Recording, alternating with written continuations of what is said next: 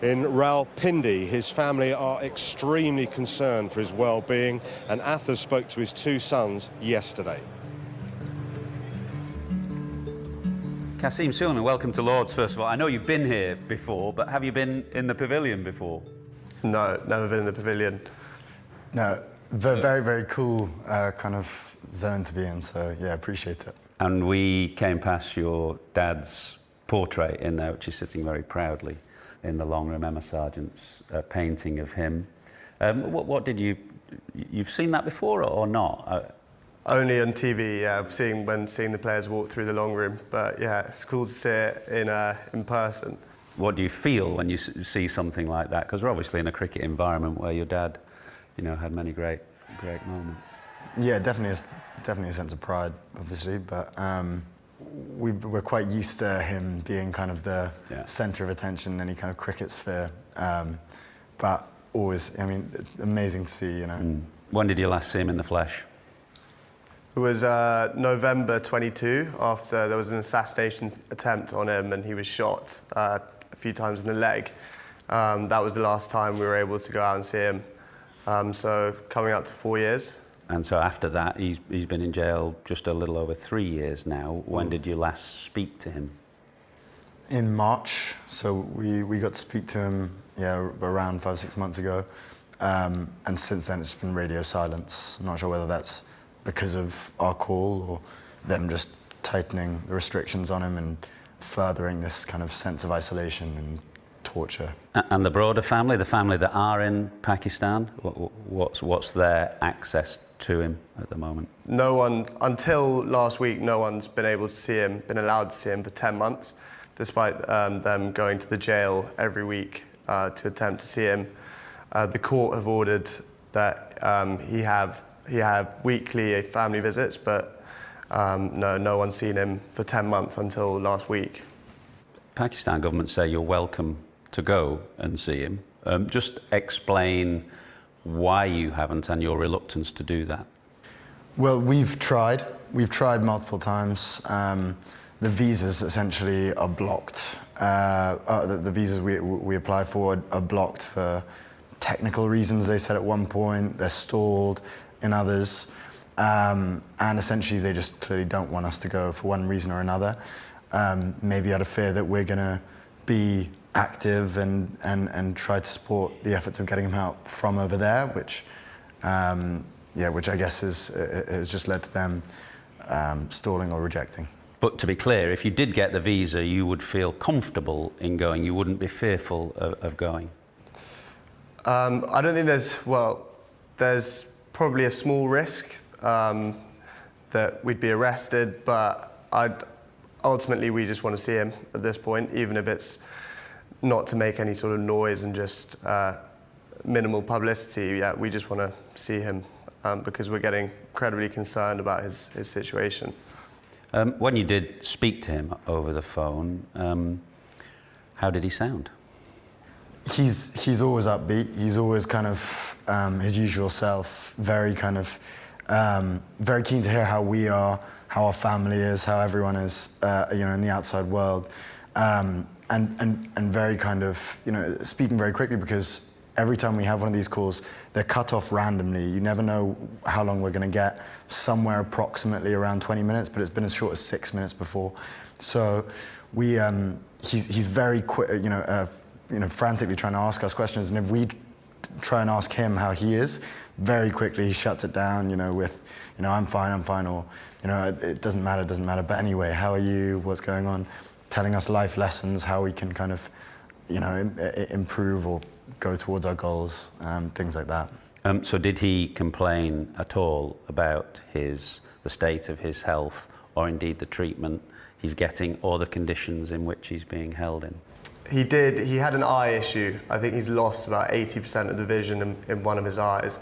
So he told us about that. He told us that he complained about it for months and it was being ignored. He wasn't getting proper treatment.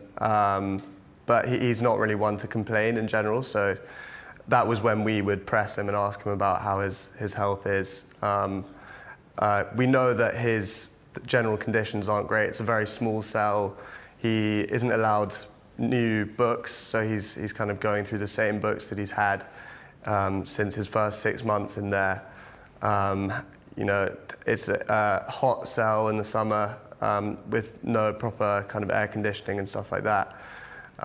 So. And I just add, the last time he was able to speak to our aunties and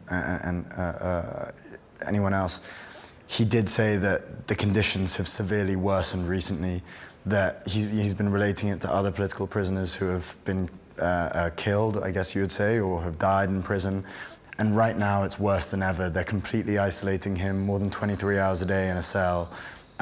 So right now, it's really crucial for us that he gets proper treatment.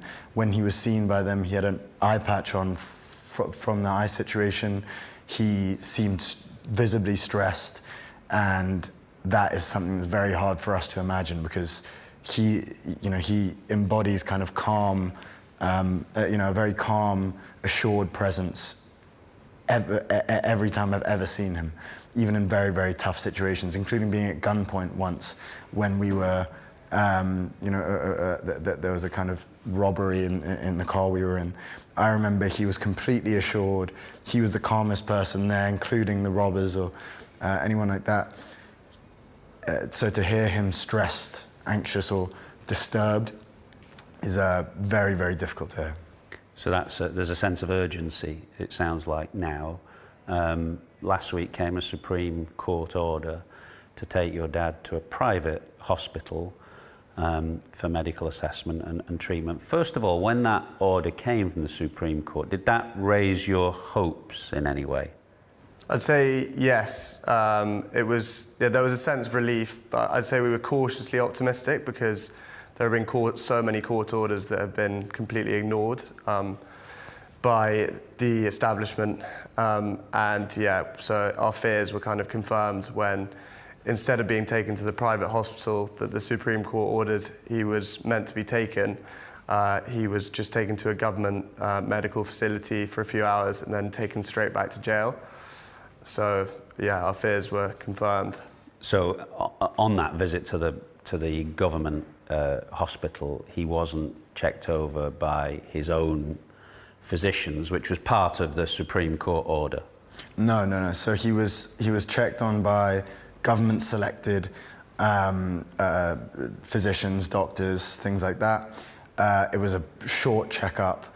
It was frustrating for us, especially because we were getting messages over and over again saying, congratulations, you must be so happy that he's being dealt with, that he's getting checked up.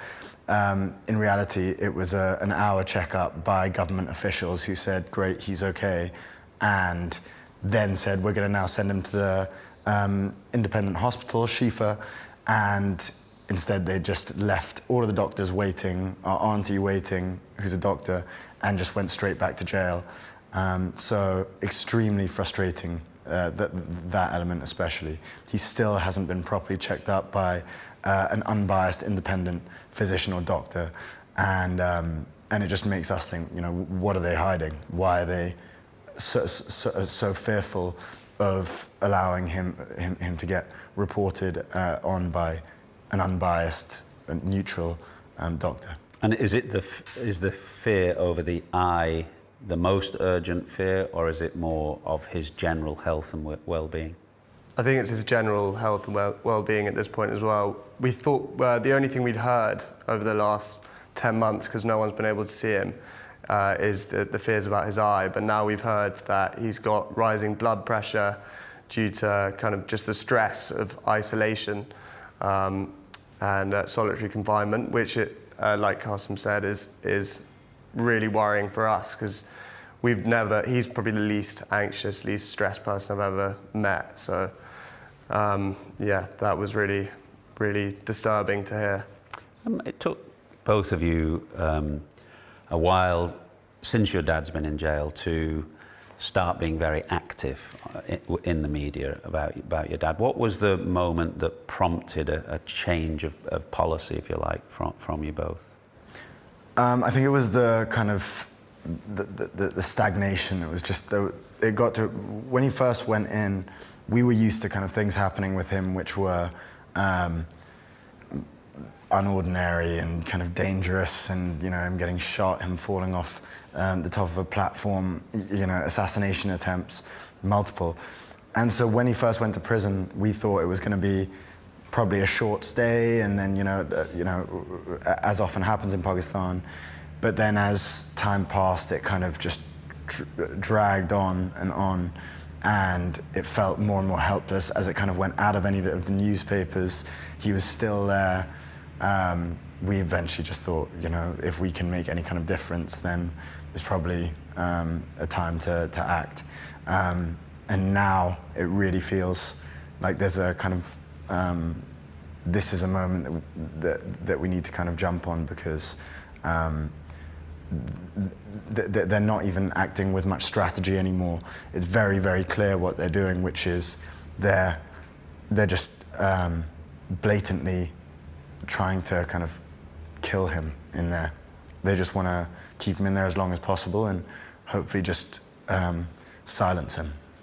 Have your pushback, I mean, the letters that the captains sent in February and now get no response to, do you sense that what you are doing is having much effect, if any? It's hard to say. At times it seems like it is making an impact, because you know, sometimes they retaliate. There was a time when, you know, after we did our first interview, they blocked calls, that we were having semi-regular calls once every 2 months or so. Then we went a kind of long, kind of four-month period, and then, you know, they seem to retaliate in ways. They respond publicly, and that almost, you know, I would say that sort of gives some element of hope that, you know, they are taking notice. But the way that they are run, it's like a military dictatorship. It is, you know, they have all power in Pakistan. So even with the pressure we're putting on, they have the final say. So it's difficult to know what is going to really push the needle with them. Have you been disappointed there hasn't been any official help here from the UK government? I noticed both your mum, your uncle Zach, were calling for more help from the UK government the other day. I think the head of the All Parliamentary Pakistan group had sent a letter to the Pakistan Prime Minister some months ago, but nothing official from the UK government. Yeah, I'd say we have been disappointed. There hasn't been, yeah. Whenever we've reached out to the Foreign Office or you know, the previous Foreign Secretary, there's just been such a feeble response.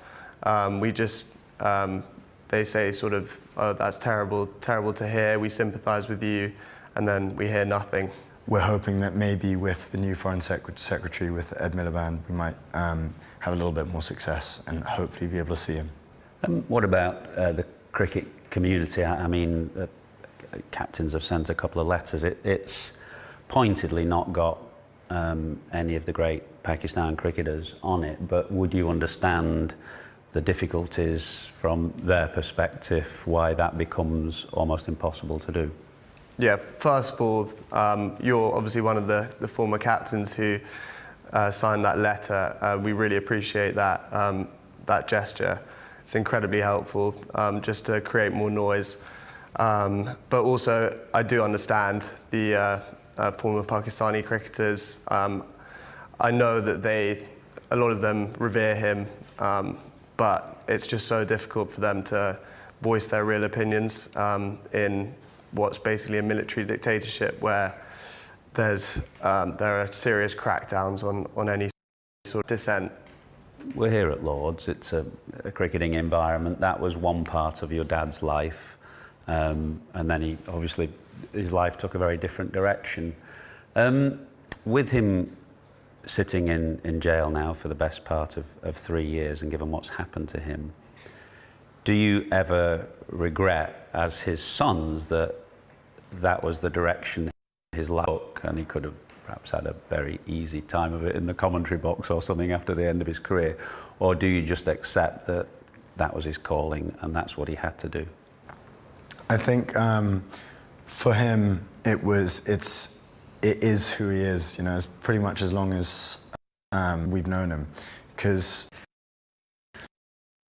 he entered politics from as young as I can remember, and seeing him as someone who is so passionate about ridding Pakistan of corruption, pulling people out of poverty, and hopefully bringing Pakistan out of the kind of rut it's in, that kind of ambition, that drive, and the nobility of that is something I admire more than anything about him.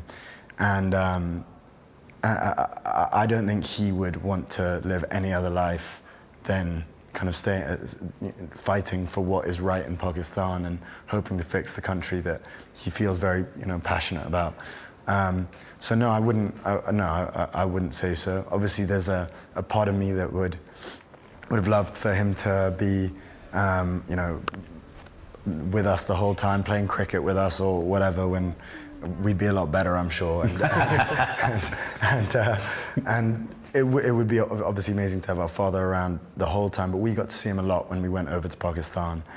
I don't think it would be fair to the people of Pakistan to rid them of what he's trying to do and has been doing for them. Final question, you're coming Friday, you're both coming Saturday. You were born in England, your dad kept in Pakistan. Who are you barracking for this week? Who are you supporting? It has to be Pakistan. England against anyone else, but... Same for you, Cass? Yeah, of course, but yeah, we'll see what happens. Yeah, we'll see. But Pakistan, of course, we always support Pakistan. Thanks for your time. Thank you. Thank you.